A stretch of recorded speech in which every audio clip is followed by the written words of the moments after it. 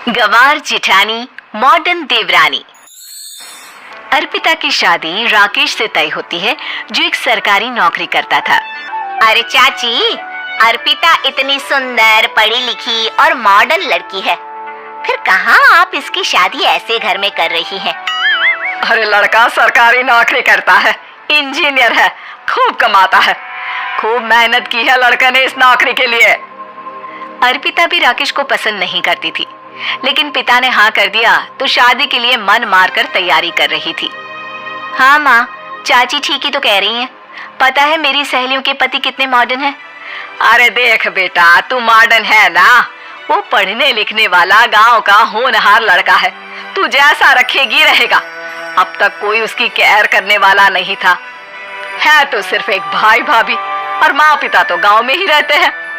अर्पिता का मुंह बन जाता है। वो पिता के फोन से राकेश का नंबर लेकर उसे मिलने के लिए बुलाती है।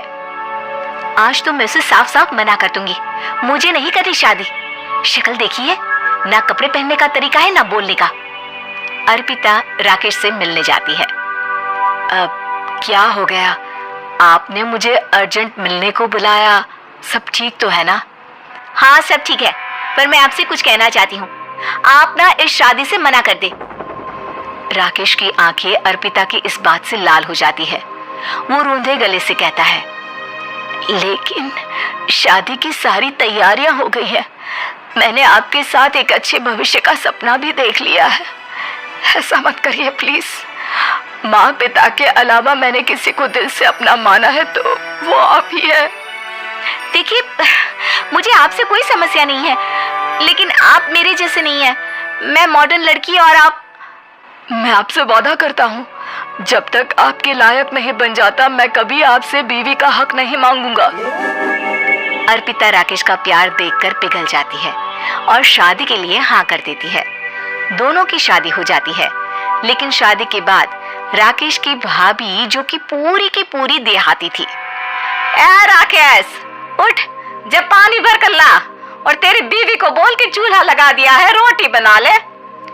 क्या है ये सब, और तुम्हारी भाभी इस तरह चिल्ला क्यों रही है? अब क्या करूं, भाभी ही खाना बनाती है और मुझे पढ़ने के लिए इस घर में रखा, तो मैं घर का सारा काम कर देता हूँ। अब तुम आ गई हो, अपने तरीके से देख लो।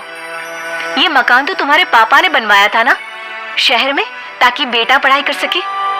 हाँ, पर भाभी ही पूरे घर में रहती है। ठीक है, देखो अब। अर्पिता बाहर जाती है। सूट पहनी अर्पिता को देखकर जेठानी का पारा हाई हो जाता है। ए शहर की हीरोइन, यहाँ ना चलेगा ये सब, समझी? साड़ी पहनो साड़ी, वो नारंगी वाली निकाले हैं तुम्हारे लिए, जिसमें हरे रंग का फूल बना है, और सीधे पहुंचो रसोई में। मेरे आगे नहीं चलेगा ये सूट बूट का नाटक, समझी? देखिए भाभी, आप बड़ी हैं, आपने राकेश की पढ़ाई में मदद की, लेकिन ये मकान इनके पिताजी का है, तो मैं अपना पोर्शन अलग कर रही हूँ। मैं आज से आपके साथ नहीं रहूंगी। जेठानी का तो मानो पारा ही हाई हो जाता है। और ऐसा कैसे नहीं रहेगी? हाँ, और कौन बोला कि राकेश अलग हो जाएगा? वो अपने भाई के बिना नहीं रहता। आज देखिए तो, देखिए कल के आई छोरी कहाँ बोल रही है। राकेश के साथ बात हो गई है, मैंने ऊपर का हिस्सा राकेश को दे दिया है, उसके अपनी जिंदगी शुरू हो रही है, तो अच्छा है ना कि अब रसोई भी अलग हो जाए। अर्पिता राकेश की ओर फक्र से देखती है कि उसने अर्पिता के लिए स्टैंड लिया। अर्पिता बाजार में जाकर सारा रसोई का सामान ले आती है। पिता के दिए सामान से घर सजाती है और अपने तरीके से पूरे घर की सजावट करती है। शाम को राकेश ऑफिस से आता है। कुर्ता पैजामे में राकेश को देखकर, अरे ये क्या पहना है? भाभी सिलती है ना कुर्ता, मैं सारी कमाई भाभी को ही दे देता हूँ। लेकिन अब ना बीवी को देना होगा, क्योंकि भैया भी अच्छी नौकरी करते हैं। भाभी अपने पति का पैसा संभाले और मैं अपने पति का पैसा संभालूंगी। तभी भाभी आ जाती है। अरे देखो, बहुत हो गया। हाँ, अलग रहने तक तो ठीक था, लेकिन पैसा हम एक फूटी कौड़ी नहीं देंगे। बचपन से तुम्हारे पति को हमने पाला है, उसका हिसाब दो। अच्छा, हिसाब चाहिए? कितना पढ़ी है आप जो आपको हिसाब चाहिए? बड़े भाई हैं उनके, जिन्होंने उन्हें पढ़ाया लिखाया, वो हिसाब मांगेगी तो जरूर दे दूंगी भाभी। अरे देख, हाँ, अगर तूने पढ़ाई की है तो मैं भी अंगूठा छापना हूँ। अरे 5 की रात तक पूरी पढ़ाई की है, समझे? वैसे भी कल इन लोगों के माँ बाबूजी आ रहे हैं गांव से, वही लोग ठिकाने लगाएंगे तुझे। अगले दिन सास ससुर आते हैं, दोनों बहुत ही सीधे लोग।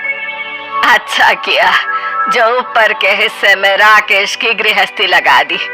अब दोनों बेटे अपना अपना देख ले। छोटी बहू कहाँ है? अरे बहुत ही चालाक है माँ जी, ऐसी जबान चलाती है जैसे दर्जी कैंची चलाता है। वैसे बहू तुम भी कम नहीं थी। और सुनाओ। तभी छोटी बहू सास ससुर के पैर छूकर उन लोगों को चाय और नाश्ता देती है।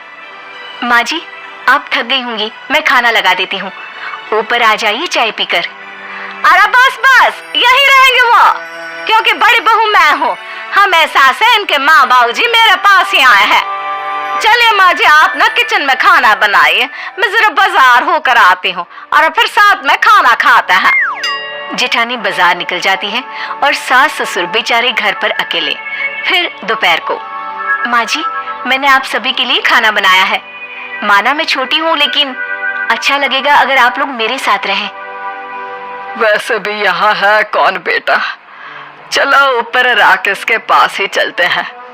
सास ससुर दोपहर का खाना खाकर वहीं आराम करने लगते हैं कि जेठानी आ जाती है।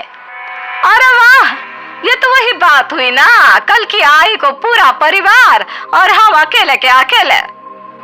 भाभी देखिए, परिवार में प्यार से रहा जाता है, ना कि चालाकी से। अम्मा खाना कैसे बनाती, पहले ही गांव से थक कर आई हैं। हाय रे दया, तो मैं का बाजार से ऐस करके आ रही हूँ। अरे भूख के मारे मेरा सर दर्द हो रहा है, पर यहाँ मेरी फिक्र कौन करेगा? अरे तो किचन में खाना है, लगा देती हूँ मैं भाभी। बड़ी बैठकर खाना खाती है और शाम को जब राकेश घर आता है। अरे राकेश, तू तो पूरा हीरो लग रहा है इन कपड़ों में। ऐसे कपड़े पहले क्यों नहीं पहनता था? राकेश बीवी की तरफ देखता है और फिर कहता है, माँ पहले पहनाने वाली नहीं थी ना। हाँ हाँ, और हम जो हाथ से सिल सिल कर कुर्ता पहनाते थे उसका का? अरे तुम्हारे भैया तो आज भी पहन रहे हैं। तभी अर्पिता सास के लिए कपड़े और ससुर के लिए शर्ट पैंट ला कर देती है। उन लोगों को फ्रिज से ठंडा पानी और टीवी में फिल्म दिखाती है। अरे कब से इनको बोल रहे हैं कि फ्रिज वाले आओ, लेकिन ये है कि मानत ही ना है। बहू, अब तो तुम ही समझाओ ससुर जी को। नहीं पापा, आप फ्रिज मत लीजिए। अरे वाह रे छोटे, खुद फ्रिज का ऐसे का मजा ले, और इनकी माँ के पास फ्रिज भी ना हो। अरे देखा पिताजी, देखा माँ जी कब बोल रही है। अरे उसकी पूरी बात तो सुन लो कि वो क्या बोल रही है। वो इसलिए क्योंकि अब माँ जी और पापा यही रहेंगे मेरे पास। घर को घर सिर्फ मॉडर्न या गांव की सोच नहीं, बल्कि संस्कार बनाते हैं भाभी, और संस्कार अच्छे हो तो सब सही हो जाता है।